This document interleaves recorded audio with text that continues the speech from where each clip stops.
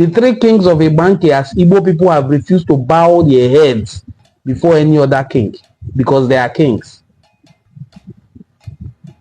That is just the Igbo way of life. No king bows before another king.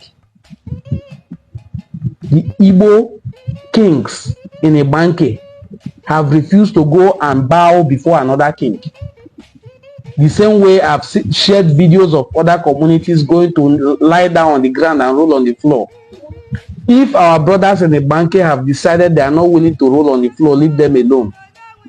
It is not arrogance or pride. It is just the nature of an Igbo man. They are not going to lie down or kneel down or beg anything.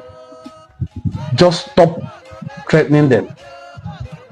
And stop telling them we are going to do sit at home. There is no sit at home in Asaba. There is no sit at home in Abo. There is no sit at home in Ogwashuku. There is no sit at home in any part of Western Igbo land. Why do you now think there will be sit at home in faraway Igbanke?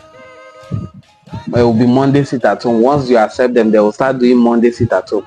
There's no more Monday sit at home self, even in Onitsha. So stop intimidating